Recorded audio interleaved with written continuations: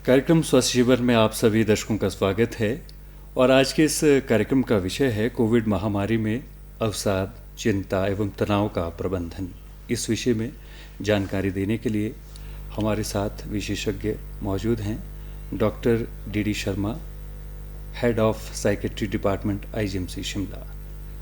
तो ये एक ऐसा विषय है जिस विषय पर हम जितनी बातचीत करें वो कम है, क्योंकि ये विषय आज के इस समय में बहुत ही प्रबल विषय है और इस विषय से उत्पन्न बहुत सी बातें हैं जिन बातों पर हम अभी डॉक्टर साहब से जानेंगे कि किस तरह से इन बातों का निदान हो सकता है। फिलहाल ये लाइव फोन इन कार्यक्रम है और इस कार्यक्रम में जुड़ने के लिए हमारे जो टेलीफोन नंबर्स हैं उनको आप नोट कर सकते हैं। 2800-177, दूसरा टेलीफोन नंबर है 2800-178। इसके लिए शिमला का जो एसटीडी कोड है वो है 0177। इस विषय से संबंधित कोई भी जानकारी आप चाहते हैं तो आप हमारे इन फ़ोन नंबर्स पर हमारे से बातचीत कर सकते हैं और आपकी जो भी समस्या होगी उसके निदान के लिए आज के जो विशेषज्ञ हैं डी शर्मा जी, वो इस समस्या का निदान हेतु इस कार्यक्रम में मौजूद हैं। डॉक्टर साहब, आपका बहुत बहुत स्वागत है इस कार्यक्रम में। जी धन्यवाद। इस कोरोना काल में जैसे कि बहुत सी बातों को लेकर बहुत सी चिंताएं बढ़ी हैं, उसमें चाहे अर्थव्यवस्था की बात की जाए या अपनी किसी भी विषय पर अगर हम बात करें तो बहुत सी विकृतियां आई हैं, जिन विकृतियों को लेकर कहीं ना कहीं हमारे मानसिक जो प्रवृत्ति है या मनोवृत्ति है उस पर असर हुआ है। तो आपसे जानना चाहेंगे कि ये जो कोरोना काल है इसने किस तरह से लोगों की मनोवृत्ति पर असर किया है। जी, ये जो कोरोना महामारी है ये एक वैश्विक महामारी है जी, और ऐसा बहुत समय से जो है ऐसा कभी हुआ नहीं, इतने सारे देशों में जी, एक साथ जो है इतनी बड़ी समस्या जो है उभर कर आई है।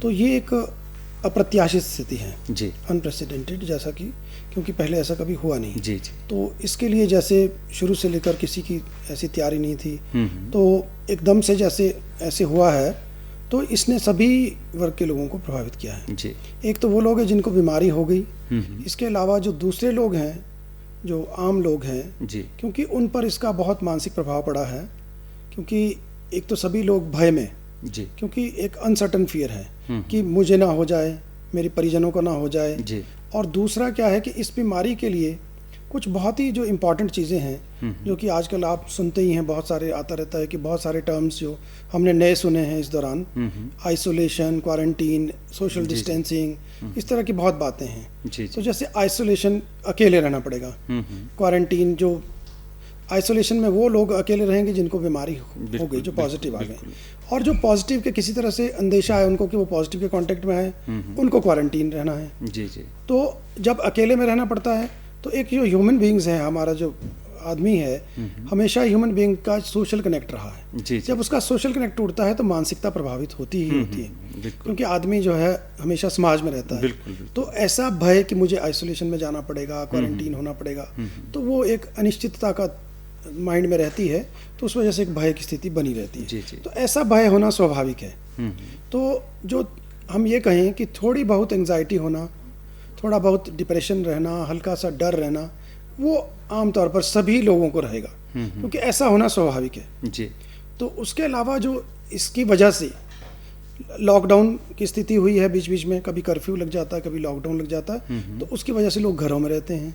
तो घरों में रहना और बहुत सारे लोगों की नौकरियां छूट गई हैं, तो बेरोजगारी की स्थिति, तो एक जो कहते हैं सोशियो इकोनॉमिक इम्पैक्ट जो पड़ा है, यानी कि आर्थिक तौर पर जो परेशानी हुई है, कईयों की नौकरियां छूटी हैं, तो एक बीमारी का प्रभाव हो गया। दूसरा ये जो उसके चलते दूसरी चीज़ें हुई हैं, और तीसरा जो है बहुत सारे लोगों ने अपने परिजनों को खोया है, जानने वाले लोगों को खोया, कि जिन्हें अपने परिवारजनों को खोया। जी, जी, तो वो एक परेशानी, उसकी वजह से भी तनाव बढ़े हैं।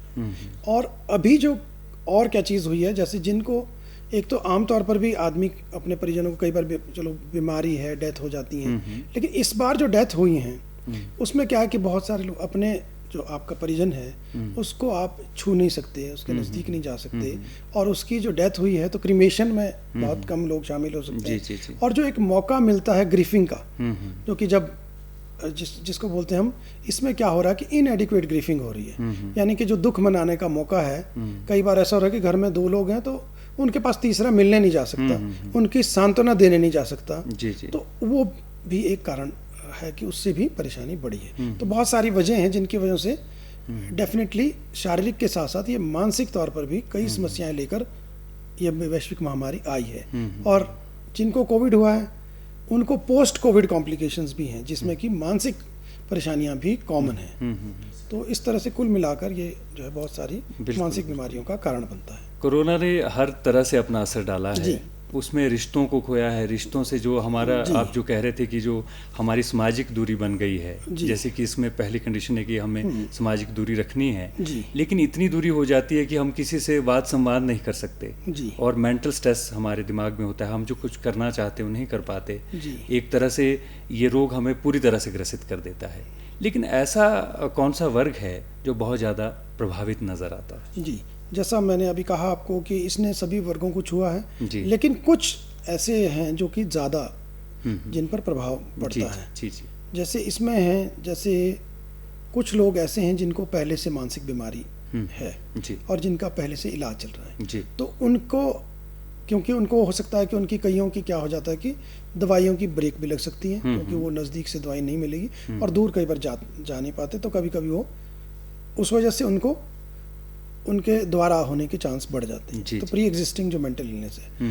और दूसरा, जिनको पहले से नशे वगैरह की वृत्ति है या नशा लेते हैं या जो आदी हैं, उनको इस दौरान कभी ना मिलेगा और ना सहायता मिले आसानी से मिलेगी, तो वो भी ज़्यादा प्रभावित हो सकते हैं। और उसके अलावा जो बच्चे हैं, क्योंकि अब इतना लंबा समय हो गया है कि बच्चे स्कूल नहीं जा पा रहे हैं, वो घरों में ही हैं, तो बच्चों को इतने समय तक रिस्ट्रिक्ट रहना और उनका जो संपर्क है वो स्कूल में बच्चे जो है अलग टाइम टेबल होता है, घरों में रहना उनके लिए काफ़ी मुश्किल हो जाता है। तो उसके अलावा सारा उनका जो काम है वो ऑनलाइन चल रहा है, वो इस वक्त उनके लिए भी नई चीज़ है और टीचर्स के लिए भी नई चीज़ है। तो वो सामंजस्य बिठाना, उसमें भी उन पर एक एडिशनल स्ट्रेस पड़ा है जी। और हमारे जो बुजुर्ग वर्ग हैं वो भी इससे ज़्यादा प्रभावित हुए हैं, क्योंकि जो बीमारी है, क्योंकि बुजुर्गों को पहले से कुछ और बीमारियां भी होती हैं इतने लंबे समय तक, तो उनको डर है कि हमारे को हो गया तो क्या होगा, या जो घर से दूसरे जाने, अगर बुजुर्ग खुद भी नहीं जा रहे हैं तो उनके घर में दूसरे लोग आ रहे हैं, तो उसकी वजह से भी बुजुर्गों को ज़्यादा प्रभाव पड़ सकता है। तो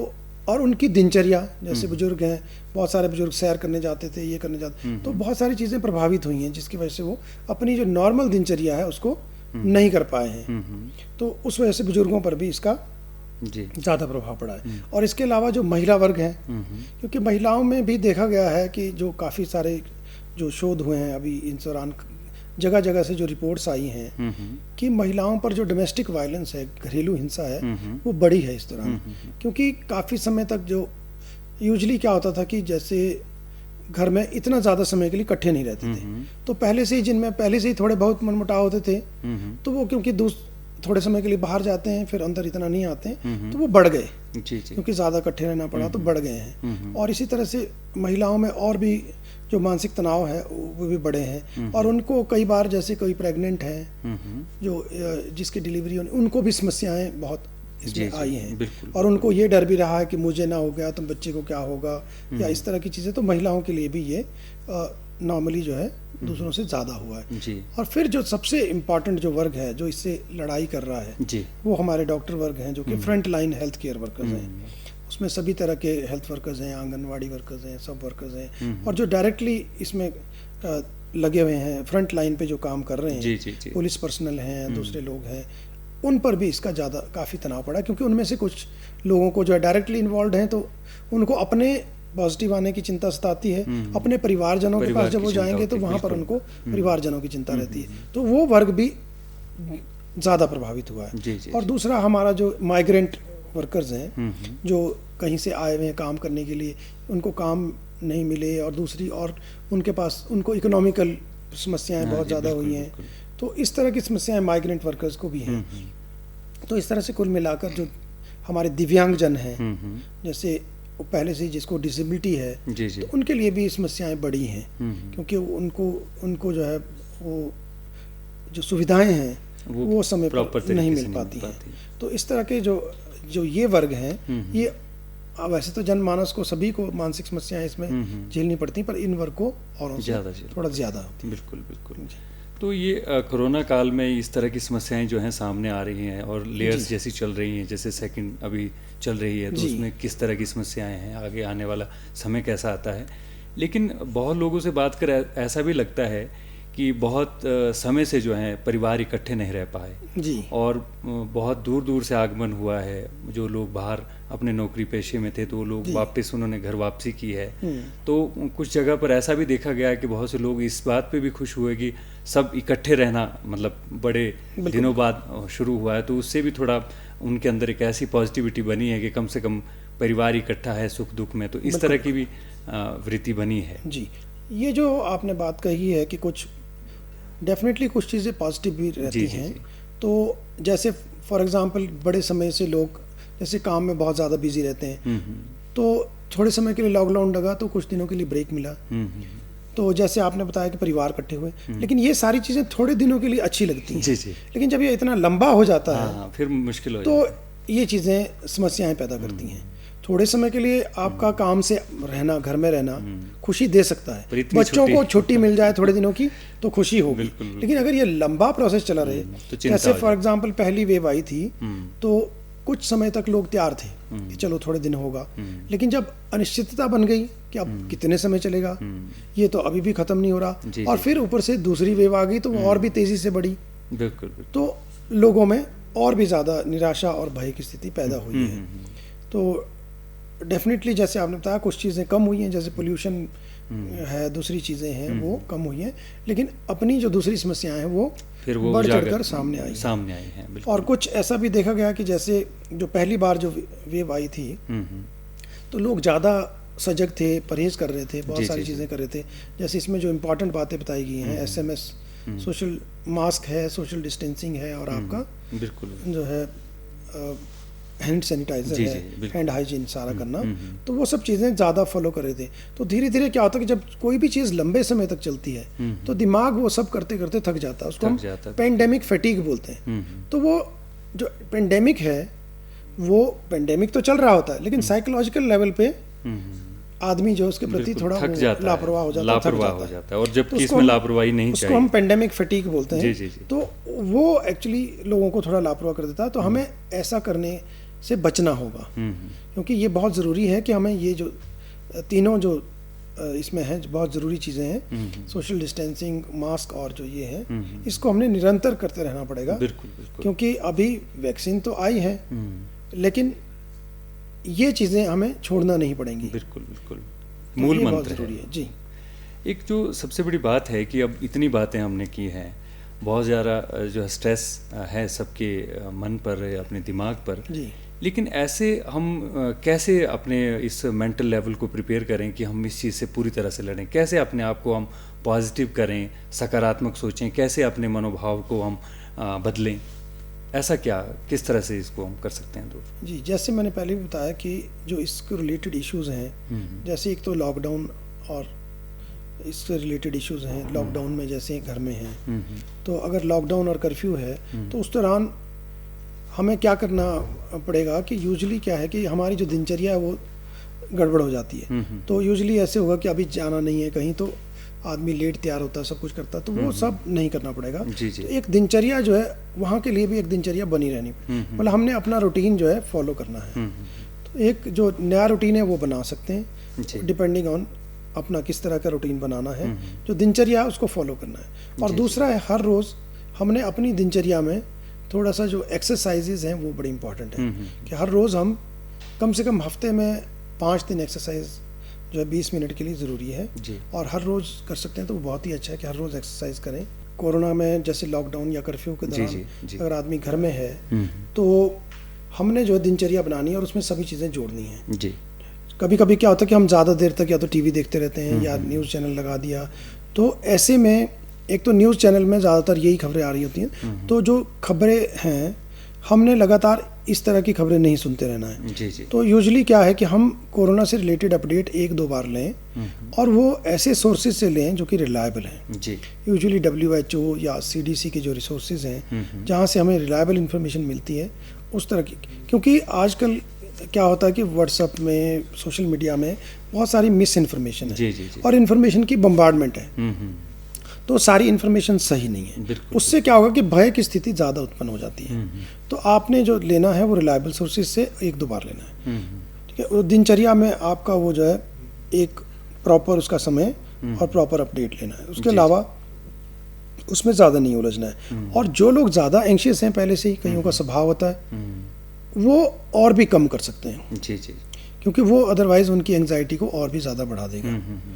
तो अपना भाव जो है सकारात्मक रखना है और नेगेटिव खबरों की तरफ कम ध्यान देना है। तो उसके अलावा जो है आपने कुछ जो है आप नई हॉबीज़ भी डेवलप कर सकते हो। जैसे कोई किचन गार्डनिंग है, कोई और नई चीज़ें हैं। जैसे मैंने पहले बताया कि कई लोगों को मान लीजिए कोई एक रोज़गार अगर ऐसा हो गया तो और भी उनके कभी कभी होता है कि उन्होंने और कुछ चीज़ें सीख रखी हैं पहले की, तो उसको भी ऐसे रोज़गार के लिए भी उसको ऐसी चीज़ें जो कि आजकल की जा सकती हैं आसानी से, उसको भी वो लोग इन्वॉल्व अपने उसमें इनकलकेट कर सकते हैं, इन्वॉल्व कर सकते हैं। तो अपना उन चीज़ों को कर सकते हैं और सावधानी बरतते हुए वो सारे काम कर सकते हैं। उसके अलावा जो आपका जो डाइट है वो भी बड़ा इम्पॉर्टेंट है, क्योंकि इन दिनों में संतुलित आहार रखना बहुत ज़रूरी है। क्योंकि अपने स्वास्थ्य की तरफ ज़्यादा ध्यान देना पड़ेगा और जो आहार है वो हेल्दी जो है मील्स, संतुलित आहार जो है लेना पड़ेंगे। और जो कुछ चीज़ें आपको अवॉइड करना पड़ेगी, जैसे अल्कोहल, टबैको वगैरह है, वो कभी कभी क्या होता है, कई लोग तनाव में सोचते हैं कि शायद अल्कोहल और टबैको ये फ़ायदा देगा, लेकिन वो टेम्परेरी रिलीफ करेगा, लेकिन अल्टीमेटली वो आपकी बॉडी के इम्यून सिस्टम को कम कर देगा, प्रतिरक्षण क्षमता घटाएगा, और वो जो है आपकी जो तकलीफ़ें हैं उनको और भी बढ़ा देगा, और दूसरा आदी होने का खतरा भी हो जाएगा। तो ऐसे समय में आपको ऐसी चीज़ों का सहारा नहीं लेना है। अल्कोहल, टबैको जो है बिल्कुल अवॉइड करना है। इसके अलावा अगर आप कुछ करना है तो डीप ब्रीदिंग, रिलैक्सेशन एक्सरसाइजेज, जैसे लंबे सांस लेना और थोड़ी सी मेडिटेशन जो है, ये चीज़ें आप रादर उनके बजाय ये चीज़ें कर सकते हैं। तो उसमें आप लंबे लंबे सांस लेना वो काफ़ी दोनों तरह से शारीरिक और मानसिक दोनों स्वास्थ्य को फ़ायदा पहुंचाएगा। और इसी तरह से थोड़ा योगा और प्राणायाम और मेडिटेशन आप इस दौरान कर सकते हैं। और इसके अलावा जो कभी कभी क्या होता है कि जैसे मैंने पहले बताया, चाहे वो बच्चों के लिए है, बड़ों के लिए, ऐसे समय में आप कभी कभी मोबाइल वगैरह में ज़्यादा देर रह सकते हैं, टीवी वगैरह में ज़्यादा एंगेज होते हैं, और सोने का समय आपका अव्यवस्थित हो सकता है। तो वो भी नींद इस समय में बहुत ज़रूरी है, क्योंकि नींद भी जो है आपकी प्रतिरक्षण क्षमता को बढ़ाती है, पर्याप्त नींद लेना। तो ऐसे समय में आपको इसका भी विशेष ध्यान रखना पड़ेगा कि आप अपनी नींद को कॉम्प्रोमाइज़ ना करें और प्रॉपर नींद लें। तो आराम और काम के बीच में एक समन्वय बिठाना बहुत ज़रूरी है। एक जो सबसे बड़ी बात है कि जैसे कि जो कोरोना से जो स्ट्रेस हुआ है, उसके सिम्टम क्या हैं, लक्षण कैसे वो दिखेंगे कि इस तरह के लक्षण सामने आते हैं, इस तरह का जो आजकल स्पेशली जो सामने आते हैं? जी, जैसे मैंने आपको अभी बताया कि जो थोड़ा बहुत जो डर होना और थोड़ा बहुत घबराहट होना कि मुझे ना हो जाए या ऐसे ना हो जाए, इस तरह की जो थोड़े से होना सभी को सामान्य है। तो सबसे ज़्यादा जो इसमें है थोड़ा फियर और थोड़ा एंजाइटी और थोड़ा डिप्रेशन की फीलिंग्स, और दूसरा जो है एक जो है जिनको अगर हो जाए तो उनमें स्टिग्मा, कि क्योंकि यूजुअली क्या है कि जिनको कोविड होगा तो उनसे दूसरे लोग बहुत ज़्यादा हटेंगे, वो होगा कि उन फैमिली को ही ज़्यादा कि भाई अभी इसके घर में कोरोना है। तो अगर कई बार क्या होता है कि बहुत दिन भी हो गए तो भी उनके साथ बच्चे नहीं खेलेंगे, उनके बच्चों के साथ, उनके परिवार में अभी तो वहाँ तो कोरोना है, उस तरह की एक ब्रांडिंग जैसी हो जाती है। तो वो एक स्टिग्मा है, वो स्टिग्मा जो है वो भी स्ट्रेस पैदा करता है। तो ये कॉमन है, जो इस तरह की चीज़ें बहुत कॉमन है। और कभी कभी एक जिसको हम बोलते हैं एडजस्टमेंट डिसऑर्डर, कि अगर किसी को कोरोना होने का भय है या उसको कोरोना हुआ है तो उससे एडजस्टमेंट में उसमें घबराहट के लक्षण होना और नींद कम आना और थकान महसूस करना या थोड़े से उदासी होना, तो उसको हम वो एडजस्टमेंट में थोड़ा समय लगता है, तो उसको हम एडजस्टमेंट डिसऑर्डर बोलते हैं। एक तो कॉमनली एडजस्टमेंट डिसऑर्डर होता है। एडजस्टमेंट डिसऑर्डर में कभी कभी थोड़ी सी बातचीत से, कोई थोड़ी सी काउंसलिंग से, रीअश्योरेंस से ठीक हो जाता है। और कुछ लोगों में लेकिन एडजस्टमेंट डिसऑर्डर के अलावा उनको जो है प्रॉपर एंग्जाइटी डिसऑर्डर बोलते हैं, जिसको हम घबराहट की बीमारी, और पैनिक डिसऑर्डर, जिसमें कई बार बहुत ही जो घबराहट के दौरे से पड़ते हैं, बहुत तेज़ दौरे जिसमें जी। बहुत ज़्यादा घबराहट होती है, उसको पैनिक डिसऑर्डर बोलते हैं। या फिर उसके अलावा डिप्रेशन भी हो सकता है, जिसको हम अवसाद कहते हैं। उसमें मानसिक अवसाद में आदमी चुप चुप रहता है, उसका मन नहीं लगता, लोगों से मिलने में मन नहीं लगता, उसके मन में नकारात्मक ख्याल आते हैं और उसको कोई भी चीज़ अच्छी नहीं लगती, उसको लगता है भविष्य में चीज़ें अच्छी नहीं होंगी, तो वो डिप्रेशन है, अवसाद। वो भी कुछ लोगों को अवसाद भी हो सकता है और उसमें इतने नेगेटिव विचार आ सकते हैं कि कुछ लोगों में ऐसा भी देखा गया है कि उनमें जो है आत्महत्या के विचार भी आ सकते हैं। बिल्कुल। कार्यक्रम तो के ये आखिरी जो- पड़ाव में हैं, तो क्या संदेश आप तमाम सुनने वालों को देंगे? जी, मेरा यही कहना है कि जो ये वैश्विक महामारी है, जी। इसमें शारीरिक के साथ साथ अपने मानसिक स्वास्थ्य का ख्याल रखना भी बहुत ज़्यादा ज़रूरी है, क्योंकि ये बीमारी जो है मानसिक स्वास्थ्य पर बहुत प्रभाव डालती है। तो इसलिए हम जो है रेगुलर जो है एक दिनचर्या अपनाएं, एक जो है अपने जो इससे रिलेटेड जो बिहेवियर है, जिसको हम कोविड एप्रोप्रिएट बिहेवियर बोलते हैं, जैसे मास्क लगाना और ये सब, जी। इसका पालन करते रहें और वैक्सीनेशन लगवाएं समय पर, जिसकी भी ड्यू है, जिस उम्र के वर्ग के हिसाब से जी। वो लगवाएं और जो है अपना जो नियमित जीवन है उसको बिल्कुल। और होप जो है सबसे ज़रूरी है, क्योंकि हर रात के बाद सवेरा ज़रूर आता है। बिल्कुल। तो एक समय ऐसा भी ज़रूर आएगा जब सब चीज़ें ठीक हो जाएंगी। वही होप अगर मन में रखेंगे तो समय ठीक आएगा। डॉक्टर डी शर्मा जी, आपने बहुत अच्छी जानकारी जो है आज इस कार्यक्रम के माध्यम से तमाम देखने वाले सुनने वालों को दी है, ताकि वो इस बीमारी में किस तरह से अपनी प्रतिरोधक क्षमता को बढ़ाए, अपने मानसिक विचारों को बदले, अच्छे विचारों को रखे। इस तमाम जानकारी के लिए बहुत बहुत धन्यवाद आपका। जी, धन्यवाद। कार्यक्रम स्वस्थ जीवन में हमने बहुत सारी बातें कोरोना काल में किस तरह से अपने हम इस मानसिक तनाव को दूर कर सकते हैं, इस विषय में जानकारी विशेषज्ञ से ली। फिलहाल आज के इस कार्यक्रम में इतना ही। अगले कार्यक्रम में आपसे पुनः मुलाकात होगी, तब तक के लिए आज्ञा दीजिए। नमस्कार।